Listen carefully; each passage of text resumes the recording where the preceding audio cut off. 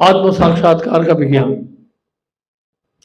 अब इस अध्याय में बताया जा रहा है कि उस आत्म साक्षात्कार की पूर्णता क्या है, परफेक्शन क्या है। परफेक्शन का मतलब यह है कि अल्टीमेट रियलाइजेशन क्या है, सर्वोच्च हमारा साक्षात्कार क्या है। चलो ये तो जान गया कि मैं शरीर नहीं आत्मा हो और कृष्ण ही परम भगवान है। So what next, what is the highest realisation. तो इस अध्याय में ये बताया गया है कि जब भगवान श्री कृष्ण पृथ्वी में थे तो वृंदावन में जो भक्त थे उनके, वो तो कृष्ण के अतिरिक्त और किसी को जानते नहीं थे। देखो एक तो होता है कि जैसे हम लोग यहाँ प्रेजेंटेशन देते हैं, कन्विंस करते हैं या समझाने की कोशिश करते हैं शास्त्रों के आधार पर कि कृष्ण ही परम भगवान है, Krishna is the supreme personality of God head. और अगर हम कन्विंस हो जाते हैं तो हम लोग क्या करते हैं, we chant his name, we chant Hare Krishna. नहीं, तो खुद को कन्विंस हमें करना पड़ता है अपने आप को इस हरि नाम का उच्चारण करने के लिए कि कृष्ण भगवान है। अच्छा कृष्ण भगवान है इसलिए चलो हम उनकी भक्ति करेंगे। लेकिन जो हाईएस्ट रियलाइजेशन है, इससे भी ऊंचा जो साक्षात्कार है, इससे भी ऊंची जो अनुभूति है या परम जो अनुभूति है, वो किसकी है, जो वृंदावन के भक्त हैं। उनके से उन्हें कोई इससे सरोकार नहीं है कि कृष्ण भगवान है या नहीं। वो तो केवल कृष्ण से प्रेम करना चाहते हैं। कृष्ण अगर भगवान भी नहीं है तब भी वो कृष्ण से प्रेम करना चाहते हैं, कृष्ण अगर भगवान है तब भी उनसे प्रेम करना चाहते हैं। ये सर्वोच्च अनुभूति है, सर्वोच्च रियलाइजेशन है। इसलिए हम देखते हैं कि वृंदावन में जब कभी भगवान ने अपने वैभव ऐश्वर्य को प्रकट किया तो वृंदावन के जो भक्त थे उससे इतने प्रभावित नहीं हुए। वृंदावन में जैसे यहां पे लिखा है, जय राधा माधव कुंज बिहारी गोपी जन वल्लभ गिरिवरधारी। तो गिरिवरधारी यानी गिरिराज जी को धारण करने वाले। गिरिराज जी को क्यों धारण किया, इंद्र ने बरसात कर दी। क्यों बरसात कर दी, क्योंकि कृष्ण ने इंद्र की पूजा रुकवा दी, इसलिए इंद्र को क्रोध आया, उन्होंने वर्षा की। तो कृष्ण ने क्या किया, गिरिराज जी को उठा लिया और गिरिराज जी को 7 दिन 7 रात 7 साल की उम्र में उठाया। इतना वैभव इतना ऐश्वर्य दिखाने के बावजूद भी वृंदावन के जो भक्त हैं उनके इस ऐश्वर्य से प्रभावित नहीं हुए हैं। फिर भी नंद महाराज माता यशोदा कृष्ण को अपना पुत्र ही मानते हैं। ये अवसर भगवान अपने भक्तों को प्रदान करते हैं जिनका बहुत ही घनिष्ठ प्रेम है उनसे। जैसे एक बार एक ब्रिटिश प्राइम मिनिस्टर था, उसका नाम याद नहीं आ रहा मुझे, तो उससे मिलने के लिए एक व्यक्ति गया और जब वो व्यक्ति मिलने के लिए गया तो बाहर बैठा हुआ था रिसेप्शन में, बहुत देर तक प्रतीक्षा कर रहा था कि प्राइम मिनिस्टर भीतर बुलाएंगे, लेकिन 1 घंटा 2 घंटा हो गया, उन्होंने भीतर बुलाया नहीं। तो उन्होंने कहा ठीक है मैं जाके खुद ही देख लेता हूं, दरवाजा खोल के ये कर क्या रहे हैं अंदर। तो दरवाजा जैसे ही खोला उन्होंने क्या देखा कि प्रधानमंत्री जो है वो घोड़े बने हुए हैं और पीठ पे किसको बिठा के रखा है, अपने पोते को। तो वो पोता तो यही जानता है कि मेरे दादा हैं ये एट द मोस्ट, उसको ये सब इस बात का आभास तक नहीं है कि मेरे दादा जो है इस देश के प्रधानमंत्री हैं। जो सम्मान प्रजा का होता है, नागरिकों का होता है, प्रधानमंत्री को देखकर वो उस पोते में नहीं है। क्यों नहीं है, क्या कारण है इसका? क्योंकि इस पोते का उस प्रधानमंत्री से बहुत घनिष्ठ संबंध है। क्या संबंध है? घनिष्ठ संबंध, प्रेम का संबंध है। इसी तरह से वृंदावन के भक्त हैं जिनका संबंध कृष्ण से बहुत ही गहरा है, बहुत घनिष्ठ। जहां प्रेम की घनिष्ठता होती है ना, वहां पर फिर ये विचार नहीं होता है कि आप कितने ऊंचे पद में हैं या कितना अधिक धन है आपके पास। किसी व्यक्ति विशेष से जब प्रेम होता है तो ये बातें जो है फिर विचार करने की इतनी होती नहीं है। अब समझ रहे बात। तो यहां पर बिल्कुल ऐसे ही है कि जब वृंदावन के भक्त हैं वो कृष्ण से इतना प्रेम करते हैं, उनके इस ऐश्वर्य को भी देख करके गिरिराज जी को धारण किया है, उस ऐश्वर्य का प्रभाव उनके ऊपर नहीं पड़ता। तो इसी तरह से गोपियों का प्रेम है कृष्ण के लिए। गोपी जन वल्लभ, तो गोपी जन वल्लभ, गोपियों जैसा प्रेम। कुछ लोगों का कहना है कि भगवान ने कृष्ण ने रासलीला की तो हम भी करेंगे, लेकिन वो क्या करना होगा, उसके लिए गिरवरधारी बनना पड़ेगा। अगर गिरवरधारी नहीं बन सकते हैं तो फिर रासलीला कैसे कर सकते हैं आप समझ इस बात को। तो रासलीला अगर आप खुद करना चाहते हैं तो उसके लिए क्या करना पड़ेगा, योग्यता क्या है, 7 दिन 7 रात गिरिराज जी को उठाना पड़ेगा। ऐसे थोड़ा रसगुल्ला खा रहा हूं, ये भाग को मैं रसगुल्ला मानता हूं, दूसरे भाग को रसगुल्ला नहीं मानता।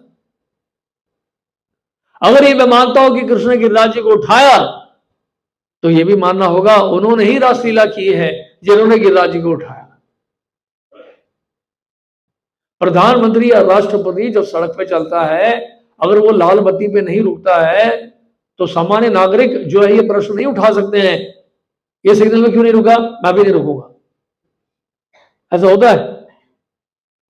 या फिर हवाई जहाज में उड़ने वाले यात्री, क्या उनके लिए वो नियम होते हैं जो सड़क में नियम होते हैं?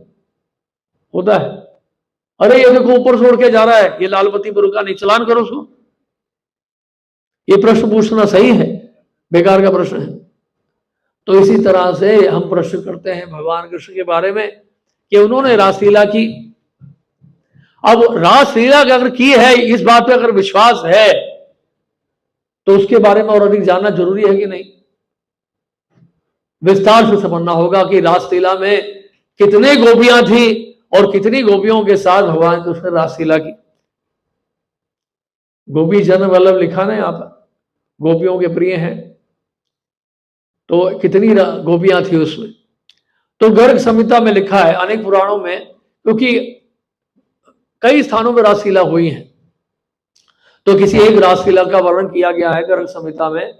उस रासलीला में कितनी गोपियां थी, क्योंकि जानना है, ये भागवत में भी लिखा हुआ है। सुखदेव गोस्वामी लिख रहे हैं ये जो लीला है किसकी लीला है, भगवान की लीला है। और वो बता रहे हैं कि जिस तरह से महादेव शिव जी ने हालाहाल का जहर पी लिया, उसकी नकल नहीं की जा सकती है। हम लोग तो एक बूंद जहर भी नहीं पी सकते हैं, हालाहाल जहर तो दूर की बात है। तो जब नकल नहीं कर सकते हैं तो फिर हमारी अकल ठीक नहीं रहनी चाहिए ना, कि नहीं? तो उसमें लिखा है, गर्ग संहिता में लिखा है कि 100 युद्ध थे। युद्ध का मतलब होता है ग्रुप। युद्ध का मतलब क्या होता है, ग्रुप।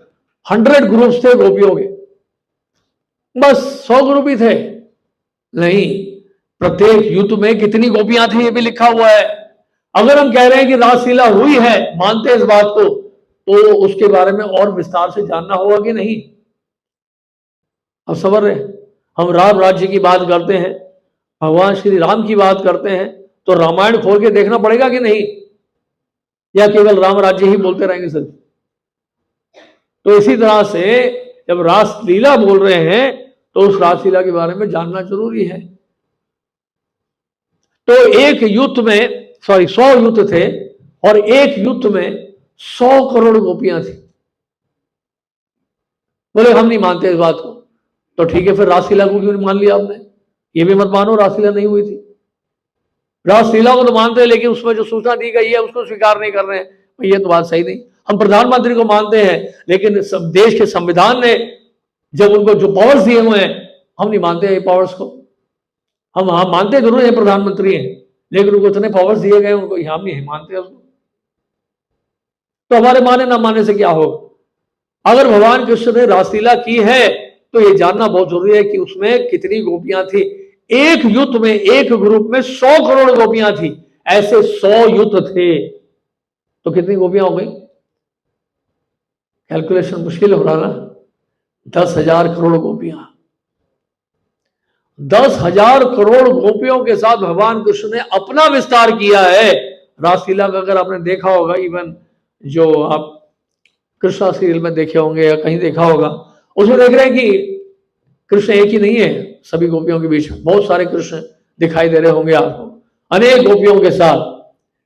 तो इस तरह से 10,000 करोड़ गोपियों के साथ भगवान कृष्ण ने उतना ही विस्तार कर लिया अपना, तब जाके ये रासलीला का नृत्य हुआ है। तो इसलिए आरोप लगाने से पहले हमें जानना होगा कि भगवान कृष्ण कौन है। लीलाओं के बारे में जानने से पहले यह जानना होगा कि भगवान कौन है। इसलिए भगवत गीता पढ़ते हैं, क्योंकि भगवान के बारे में जानना है कि भगवान कौन है।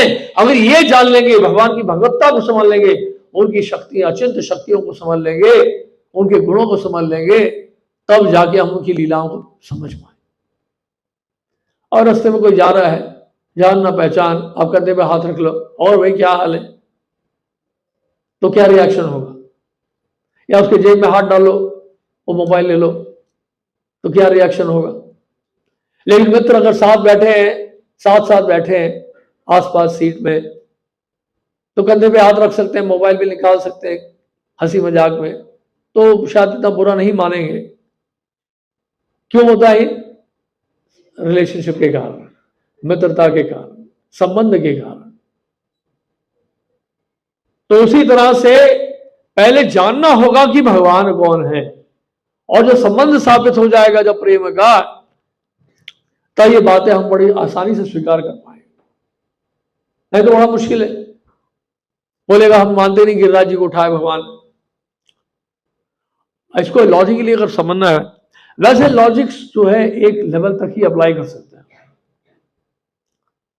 भगवान कृष्ण देखिए, अगर लॉजिक अप्लाई करें, ये जो बड़े बड़े प्लैनेट्स फ्लोट कर रहे हैं ना स्पेस में, इतने बड़े बड़े ग्रह, ये यूनिवर्स कितना बड़ा है, स्पेस में देखा फ्लोट करते हुए, सोलर सिस्टम में बड़े बड़े प्लैनेट्स फ्लोट कर रहे हैं, कितना वजन है उनका। अगर उनको स्पेस में फ्लोट करा दिया तो गिरिराज जी को उठाने में क्या दिक्कत है बताइए? कितने भारी भारी हैं, एक एक प्लैनेट, एक एक यूनिवर्स कितना भारी होगा सोच के देखिए आप। भारी होगा कि नहीं? आप एक छोटा सा गेंद बॉल स्पेस में फ्लोट कर सकते हैं? नहीं कर सकते ना। लेकिन कैसे फिर इतने बड़ी यूनिवर्स को फ्लोट करा रहे हैं स्पेस में, और कोई वहां पर एक्सीडेंट नहीं हो रहा है। सब चैनल में चल रहे हैं, ऑर्बिट में चल रहे हैं, सारे प्लैनेट्स ऑर्बिट में ही फ्लोट कर रहे हैं, उस ऑर्बिट से बाहर नहीं जा रहे हैं। आप ध्यान से देखिए, सूर्योदय टाइम पे हो रहा है, सनसेट टाइम पे हो रहा है। जब बरसात का मौसम आता है तो गीले गीले बादल जो होते हैं, उनमें लाखों टन पानी होता है कि नहीं?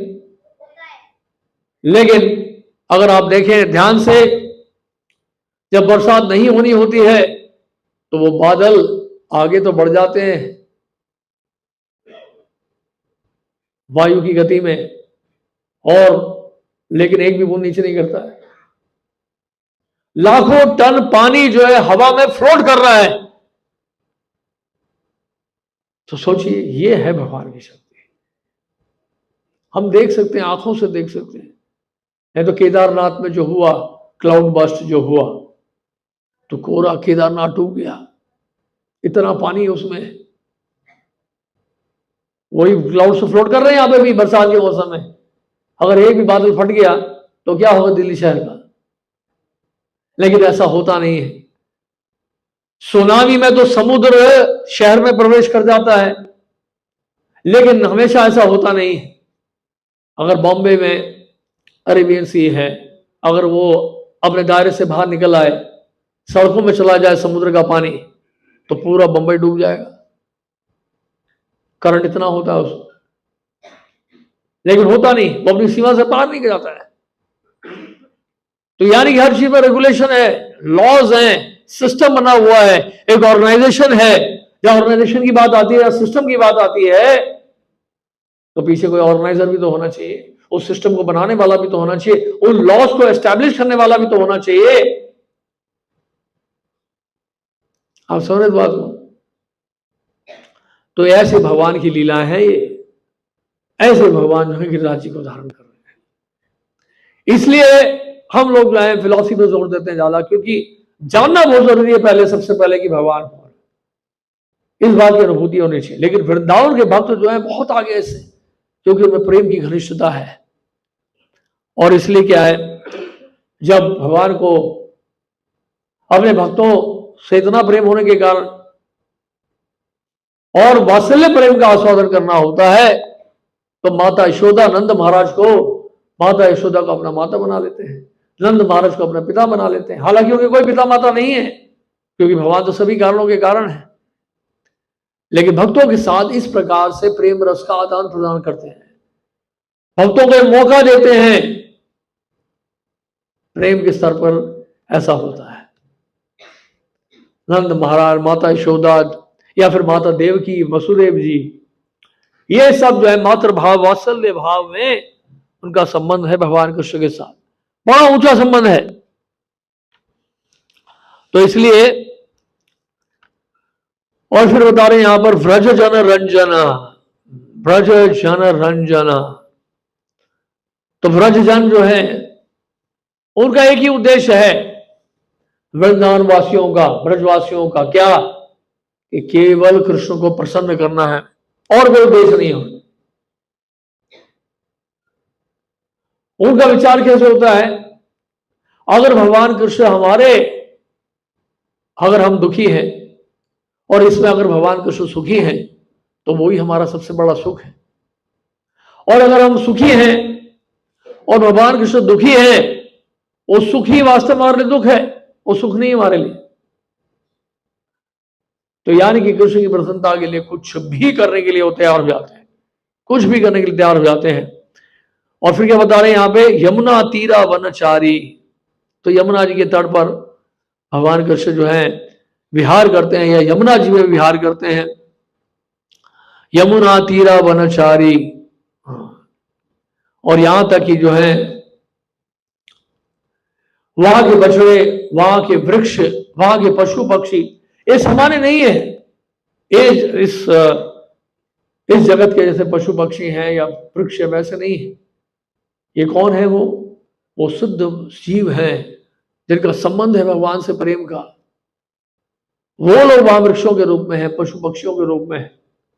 वो सब भी कृष्ण को आनंद प्रदान करना चाहते हैं। वहां के केंद्र बिंदु भगवान कृष्ण ही है। तो यानी कि कहने का मतलब यह है, जब हम अनुभूति करते हैं, रियलाइजेशन, साक्षात्कार, भगवत साक्षात्कार, हाईएस्ट रियलाइजेशन ये है कि उस प्रेम के स्तर तक पहुंचना, यानी अपने प्रेम की घनिष्ठता को बढ़ाना, यानी कि यह समझना कि वास्तव में अगर प्रेम ही करना है तो कृष्ण से करो। क्योंकि सांसारिक प्रेम जो है वो वास्तव प्रेम नहीं है। सांसारिक प्रेम केवल क्या है? काम है। हमारे शास्त्रों में तुलना की गई है, प्रेम की तुलना किससे की गई है? सोने से की गई है, गोल्ड। और काम की तुलना किससे की गई है? लोहे से की गई। दोनों ही धातु हैं, मेटल है, लेकिन रस्ट किसको लगता है, जंग किसको लगता है? लोहे को लगता है, सोने को नहीं। गोल्ड प्योर है, लोहे में जंग लग जाता है। तो इस जगत में जो प्रेम है उसमें स्वार्थ भरा हुआ है, उसमें कुछ ना कुछ निजी स्वार्थ होता है। कि अगर आप बोलते हैं कि मैं आपसे प्रेम करता हूं, या वो कहती है मैं आपसे प्रेम करती हूं, तो उसके पीछे क्या है? एक स्वार्थ है। यानी कि I satisfy you, you satisfy me. I scratch your back, you scratch my back. मैं आपको खुश कर रहा हूं तो आप मुझे खुश करो। तो एक बेसिकली क्या है, मोटिवेशन है, एक एक्सपेक्टेशन है। आप समझ इस बात को? यानी कि कुछ ना कुछ आप डिमांड कर रहे हैं कि मैंने आपसे प्रेम किया है, आपको प्रेम किया है, आप बदले में मुझे भी प्रेम करो। तो बेसिकली क्या है, ये भौतिक जगत में सो कॉल्ड जो प्रेम है, ये डिमांड एंड सप्लाई के ऊपर निर्भर है। जहां सप्लाई कम हो जाएगा और डिमांड बहुत है, वहां पे फ्रस्ट्रेशन होता है। समझ रहे आप बात?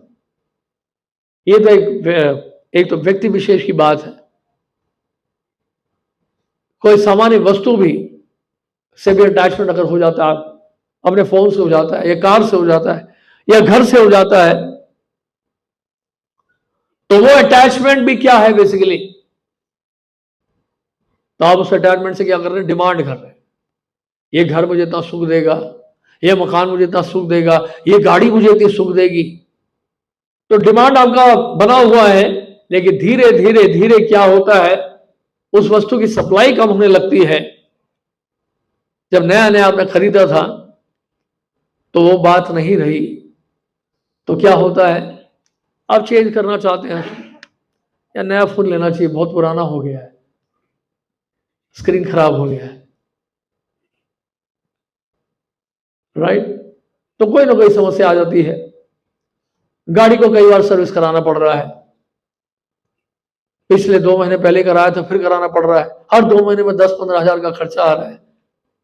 पार्ट्स चेंज करते तो बहुत महंगा पड़ता है। इससे अच्छा गाड़ी बदल दो, कम से कम 1-2 साल की टेंशन खत्म। तो बेसिकली ये चेंजिंग नेचर है, परिवर्तनशील है ये जगत। इसलिए कामना, इसको काम इसलिए कहा गया, क्योंकि संसार में ये कामनाएं कभी हमें संतुष्ट करती नहीं है। कहीं ना कहीं हम जरूर हताश हो जाते हैं।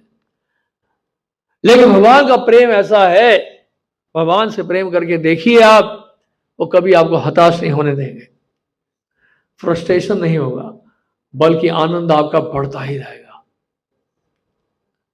आप और सुखी होते रहेंगे, और आनंद में रहेंगे। ये डिफरेंस है प्रेम में और काम में। काम अपने स्वार्थ के लिए होता है। जैसे कोई अगर व्यक्ति देश के लिए युद्ध कर रहा है और वही व्यक्ति जो है अपने स्वार्थ के लिए किसी को मार देता है, दोनों में अंतर है, बहुत, दोनों में बड़ा अंतर है। एक व्यक्ति जाता है रेस्टोरेंट में, खाता है खुद, और दूसरा व्यक्ति क्या करता है, भगवान को भोग लगा के प्रसाद ग्रहण करता है। दोनों में बड़ा अंतर है। फूड आइटम एक जैसे लगता है, लेकिन जो भगवान को भोग लग जाता है उसको क्यों प्रसाद बोलते हैं, उसमें भगवान की कृपा मिली होती है। तो इस तरह से हमें समझना इस बात को। और यहाँ श्रील प्रभुपाद इस अध्याय में वृंदावन के 6 गोस्वामी की चर्चा कर रहे हैं। तो वृंदावन के 6 गोस्वामी हुए थे जिन्होंने आदर्श स्थापित किया है। श्री रूप गोस्वामी, सनातन गोस्वामी, रघुनाथ दास गोस्वामी, रघुनाथ भट्ट गोस्वामी, गोपाल भट्ट गोस्वामी, शिलजी गोस्वामी, ये वृंदावन के प्रमुख 6 गोस्वामी हुए हैं आज से लगभग 500 साल पहले, जिन्होंने लुप्त वृंदावन को फिर से जागृत किया। वृंदावन जो लुप्त हो गया था, आज वृंदावन आप देख रहे हैं, जो लीला स्थलियों में आप जा पाते हैं, उन लीला स्थलियों का पता लगाए कि वृंदावन के 6 गोस्वामियों ने। चैतन्य महाप्रभु के आदेश से लोग वृंदावन गए थे, और वनों में गुजरते गुजरते चारों तरफ जंगल ही जंगल, ऐसे वनों में रहते हुए, वृक्षों के नीचे रहते हुए इन्होंने अनेक ग्रंथों की रचना की। श्री रूप गोस्वामी लगभग 1 लाख श्लोकों की रचना की है, और शिलजी गोस्वामी, इन 6 गोस्वामी सबसे छोटे थे, उन्होंने तो 4 लाख श्लोकों की रचना की है। और ये कितना विश्राम करते थे? केवल 1.5 घंटे। 1.5 घंटा ही सोते थे केवल, 22.5 घंटे ये लोग सेवा में लगे रहते। हमारी कल्पना से परे है, क्योंकि प्रेम था भगवान के लिए इतना। जब होता है भगवान के लिए, तो शरीर की आवश्यकता अपने आप कम हो जाती है।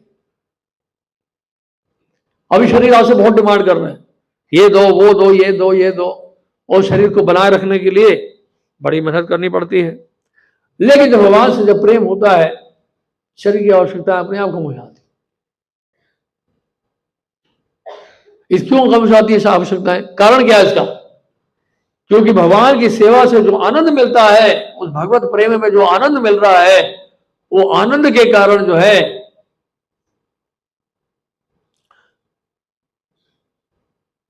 इसलिए भौतिक आवश्यकताएं रहती नहीं।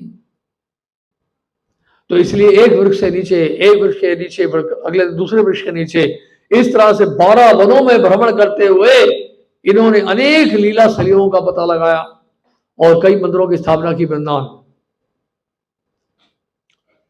तो कहने का मतलब यह है,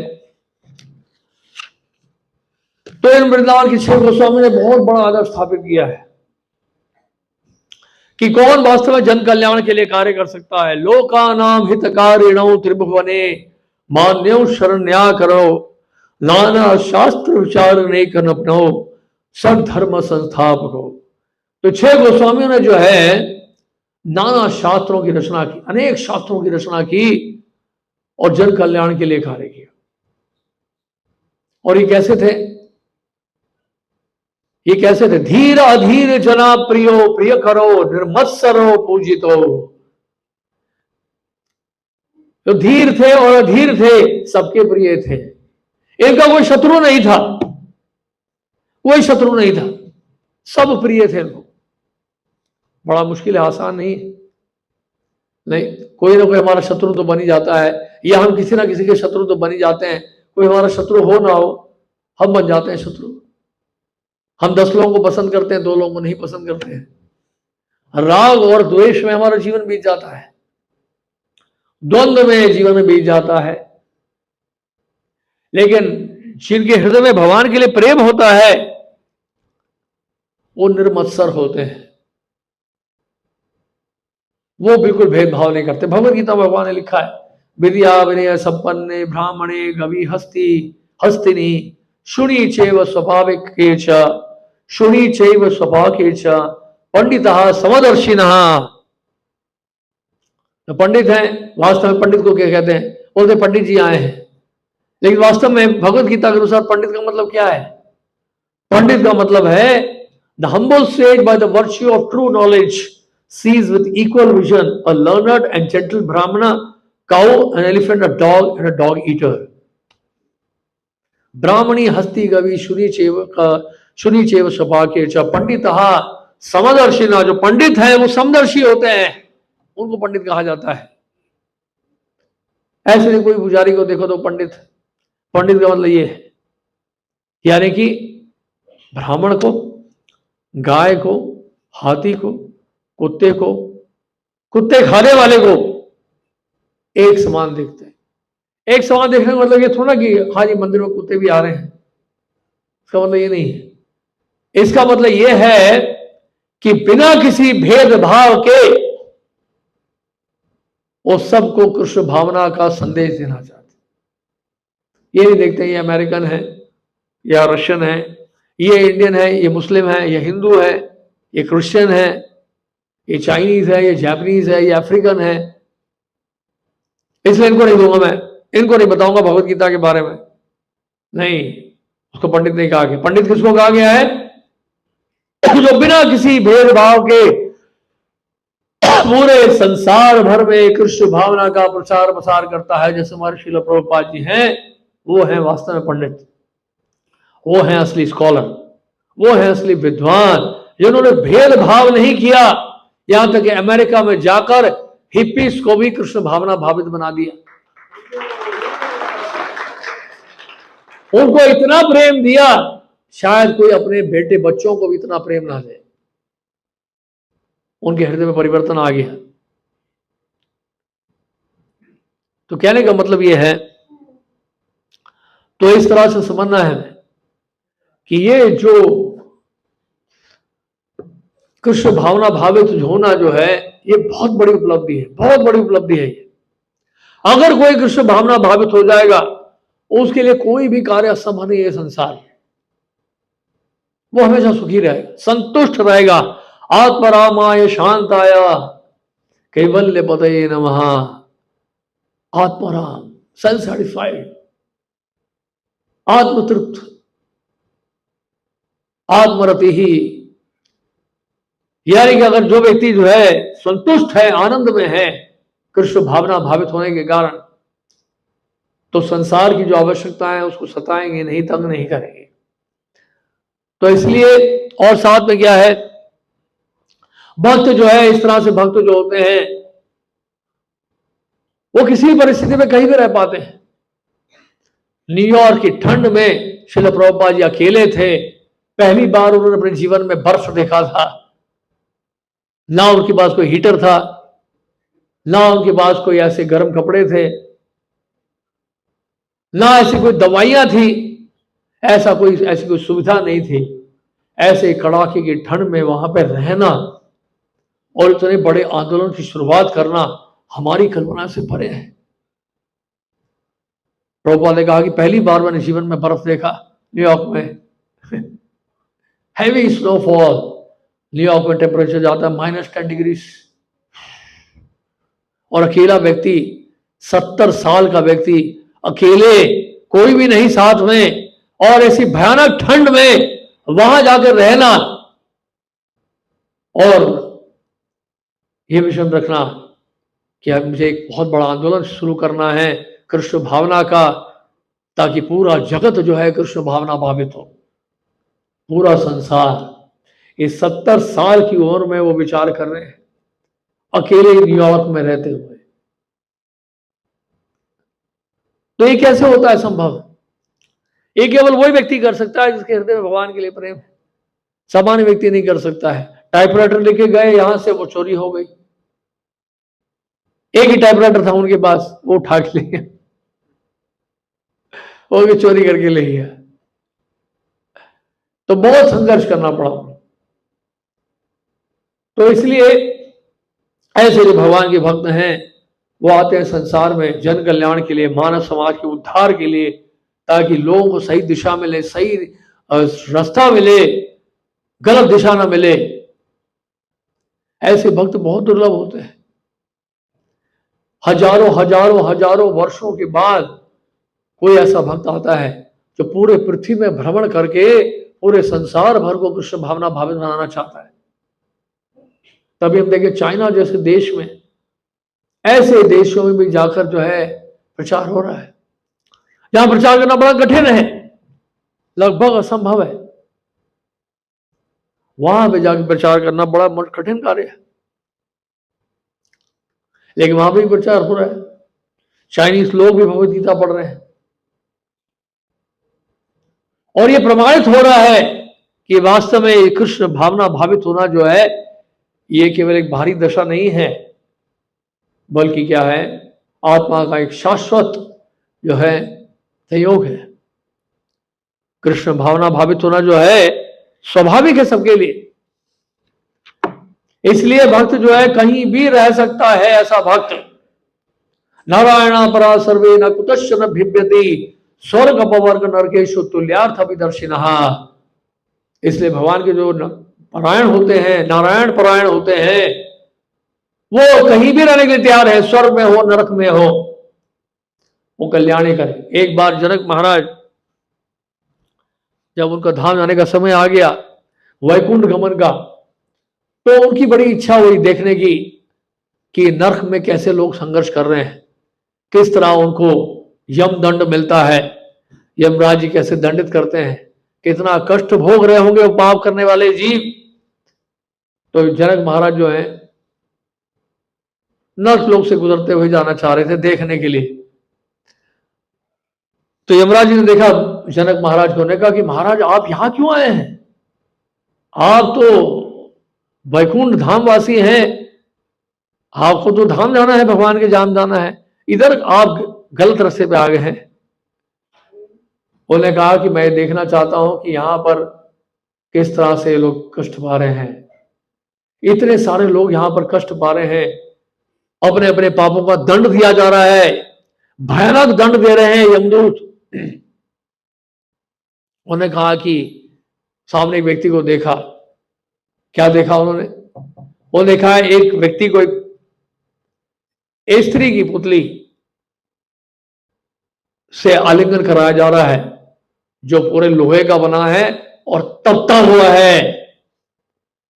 कैसा है? पिघलता हुआ एकदम, जैसे अगर लोहा जब गर्म होकर पिघलता है ना, ऐसे एक स्त्री का एक डॉल या क्या कहते हैं पुतली, और इस व्यक्ति को क्या किया जा रहा है, पीछे से लोहों की सलाखें मारी जा रही हैं गरम गरम, और जबरदस्ती आलिंगन कराया जा रहा है। तो बड़ा कष्ट होगा उसको। तो उससे पूछा, जनक महाराज ने पूछा यमराज जी से, उन्होंने कहा महाराज ये क्या हो रहा है, इस व्यक्ति को इस तरह से क्यों दंड दिया जा रहा है, इसे क्या किया है, इसे क्या पाप किया था? उसने कहा इसने अवैध संबंध रखा था, इसलिए इसको ये दंड दिया जा रहा है। उन्होंने कहा कि भविष्य में फिर क्या होगा इसका? अगला जन्म उसका होगा सुअर का, उसका अगला जन्म उसका हिजड़ा का होगा। तो भविष्य भी सब निश्चित कर दिया है महाराज ने, कौन कौन से योनि में भेजा जाएगा, कौन कौन से शरीर में भेजा जाएगा।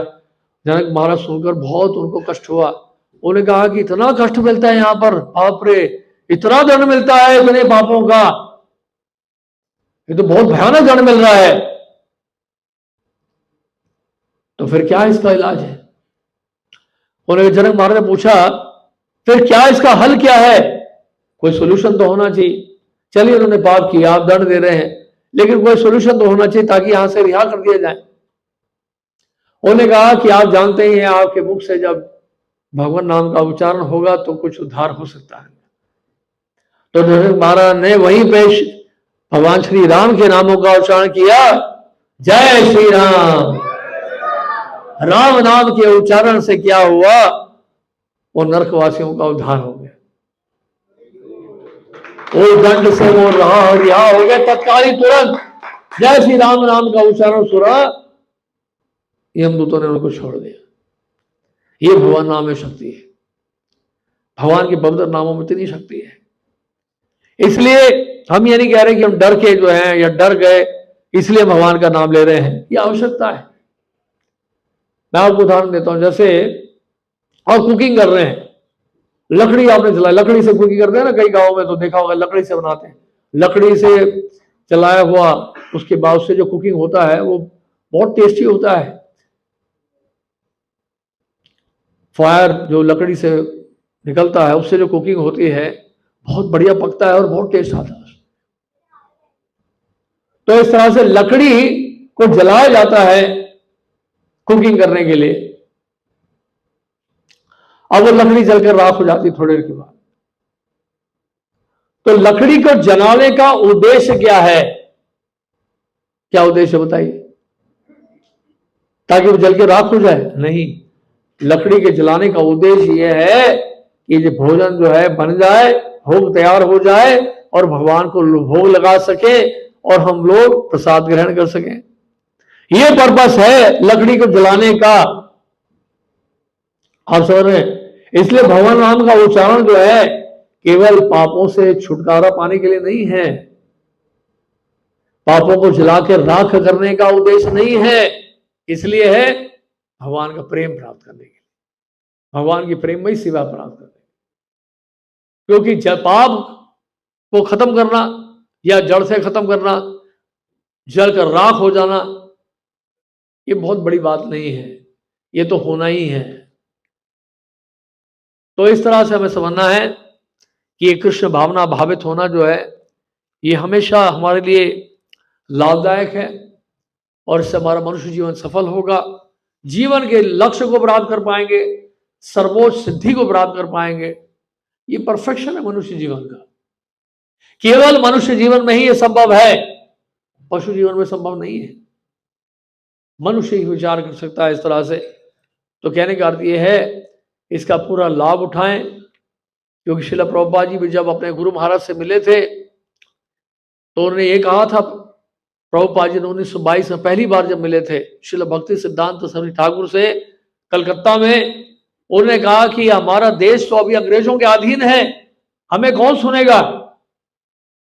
तो उनके गुरु महाराज ने कहा डिपेंडेंस या फिर इंडिपेंडेंस, ये तो विभिन्न परिस्थितियां हैं, और परिस्थितियां जो परिवर्तनशील हैं। आज हम स्वतंत्र हैं तो कल परतंत्र हैं, कल हम परतंत्र हैं तो फिर स्वतंत्र हो जाएंगे। ये तो चलता रहेगा। लेकिन जहां तक कृष्ण भावनामृत की बात है, उसका प्रचार प्रसार है, वो इसके ऊपर निर्भर नहीं है और इसके लिए प्रतीक्षा नहीं कर सकता कि हम स्वतंत्र होंगे तभी प्रचार करेंगे। ये तो आपातकालीन स्थिति है, इसलिए प्रचार करना तो अभी आवश्यक है। आप समझ रहे बात? तो कहने का अर्थ ये है, देश आजाद है या नहीं आजाद है, कृष्ण भावनामृत का प्रचार करना जो है, ये है सबसे महत्वपूर्ण कार्य। क्योंकि उन्होंने कहा कि राजनीति तो बनी रहेगी, भले राजनेता तो बदलते रहेंगे। अंग्रेज सरकार जाएगी तो कोई और सरकार आ जाएगी, राजनीति तो फिर भी रहनी ही है। लेकिन सबसे महत्वपूर्ण क्या है, जो कभी नहीं बदलने वाली है, वो है कृष्ण भावना में। तो कृष्ण भावना भावित अगर होते हैं तो वो है हमारी वास्तविक स्वतंत्रता। नहीं तो आप स्वतंत्र हो भी जाएंगे कि ये बोल के कि मेरा देश आजाद है, लेकिन आजाद कैसे हुए हम लोग? अगर हम जन्म मृत्यु जरा व्याधि के चक्र में फंसे हुए हैं, जन्म मृत्यु जरा व्याधि के चक्र में अगर फंसे हैं, तो कैसे आजादी हुई बताइए? आजादी तो हुई नहीं। आजादी तो तब होती है जब हम पूर्ण रूपेण कृष्ण भावना भावित हो जाएंगे, जब हम भवबंधन से छुटकारा पालेंगे और वास्तव में समझ जाएंगे कि मेरा संबंध तो भगवान श्री कृष्ण से है और वो संबंध शाश्वत है और वहां केवल आनंद ही आनंद है। इस संसार में आप कोई भी संबंध बनाओ, वो उसमें परिवर्तन आके ही रहेगा। क्यों आएगा? क्योंकि शरीर में परिवर्तन है। शरीर में परिवर्तन है तो इसका साथ जो संबंध होगा शरीर के साथ, उसमें भी परिवर्तन आएगा। आप समझ रहे हो बात को? तो इसलिए वास्तविक आनंद की अनुभूति हमें होनी चाहिए, वास्तविक आनंद का हमें लाभ उठाना चाहिए, और इसलिए इस कृष्ण भावनामृत को अपनाते हुए अपना जीवन हमें सफल होना चाहिए। हरे कृष्ण। कोई प्रश्न है आपका? Any question?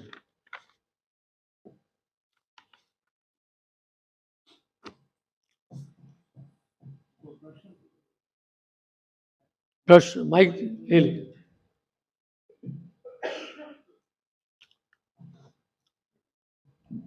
हरे कृष्ण।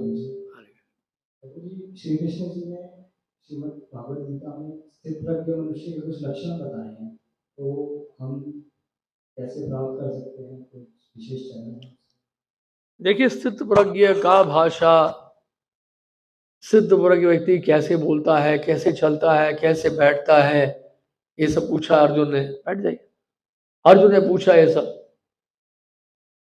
तो ये हम लोग कैसे क्वालिटी डेवलप करें? स्थित प्रज्ञ, fixed up and transparence, Krishna भावनामृत में स्थित प्रज्ञ होना। समझ गए ना स्थित प्रज्ञ का मतलब? तो स्थित प्रज्ञ वो तभी हो सकता है जब हम लोग उसके लिए प्रयास करें। इसलिए साधना की आवश्यकता पड़ती है, प्रैक्टिस। कृष्ण भावनामृत का अनुशीलन, उसके लिए साधना करनी पड़ती है। जैसे फॉर एग्जाम्पल, म्यूजिक अगर किसी ने सीखा है या कोई सीख रहा है, उसके लिए बहुत साधना करनी पड़ती है, बहुत प्रैक्टिस करना पड़ता है। 6-6 घंटे, 7-7 घंटे। तो बड़े बड़े कलाकार आप देखते हैं, म्यूजिशियंस, वो 10-10 घंटे प्रैक्टिस करते हैं डेली, 8-8 घंटे, 10-10 घंटे। एक तल्लीनता है, वो साधना है, वो तपस्या है। सारा ध्यान, सारी इंद्रियां, फोकस पूरा उसी, मनसा वाचा कर्मणा, सब लगा हुआ उसी में ही, उस साधना में। तब जाके जो है ये स्टेज अटेन कर पाते हैं स्थित प्रज्ञ का। गोल पहले क्लियर होना चाहिए। देखिए क्या है, आध्यात्मिक और भौतिक जीवन है, कोई भी हो, हमारा अगर लक्ष्य अगर स्पष्ट नहीं है ना, तो उसके लिए हम प्रयास उतना नहीं कर पाएंगे। लक्ष्य हमारा स्पष्ट होना चाहिए, और उस लक्ष्य को प्राप्त करने के लिए क्या क्या आवश्यक है वो सब हमें करना चाहिए। इसी तरह से कृष्ण भावना भावित होने के लिए क्या क्या आवश्यक है, इसलिए साधना करनी पड़ेगी हमें। साधना क्या है समझना पड़ेगा, इसलिए ग्रंथों को पढ़ना पड़ेगा। जैसे भगवत गीता है, भक्ति रसामृत सिंधु है, ऐसे ग्रंथों को पढ़ना पड़ेगा। उपदेशामृत है, ऐसे ग्रंथों को जब पढ़ेंगे तो समझ में आएगा कि साधना का मतलब क्या है, साधन का मतलब क्या है, उस साध्य की प्राप्ति के लिए हमें क्या क्या करना होता है कि नहीं। सबसे पहले स्थित प्रज्ञ बनने से पहले हमारा हृदय जो है, चित्त जो है, वो पवित्र शुद्ध होना चाहिए। इसे चैतन्य महाप्रभु सबसे पहले ये कहा, चेतो दर्पण मार्जनम भव महादवाग्नि निर्वापणम शय्या कैरव चंद्रिका वितरणम विद्या वधु जीवनम आनंदाम बुद्धि वर्धनम प्रतिपदम पूर्णामृता स्वादनम सर्वात्मसनम स्लपनम परम विजयते श्री कृष्ण संकीर्तनम। चेतो दर्पण मार्जनम, ये संकीर्तन जो हरि नाम है, चित्त के दर्पण का मार्जन करता है, चित्त के दर्पण का मार्जन करता है। Mirror of the heart, it cleanses the mirror of the heart. उसमें बहुत कंटामिनेशन है, बहुत धूल जमी है उसमें, वो मलिन है बहुत, काम क्रोध लोभ मोह मद मात्सर्य भरा हुआ है मेरी चेतना में। उस चेतना को मुझे शुद्ध करना होगा, तब तो जाके कहीं सिद्ध प्रज्ञ बन पाएंगे ना। Because it's not so cheap. ऐसा नहीं है जो लोग पब्लिसिटी करते हैं कि आई एम स्पिरिचुअल और हाथ में सिगरेट है। आप समझ रहे हैं, मुंह में राम बगल में छुरी नहीं चलेगा। तो उसके लिए क्या करना पड़ेगा हमें, कुछ करणीय है कुछ अकरणीय है, कुछ रूल्स रेगुलेशन फॉलो करने पड़ेंगे। जैसे हमारे आंदोलन में 4 नियम बताए गए, इसलिए ऑडिटोरियम भरता नहीं हमारा। क्यों?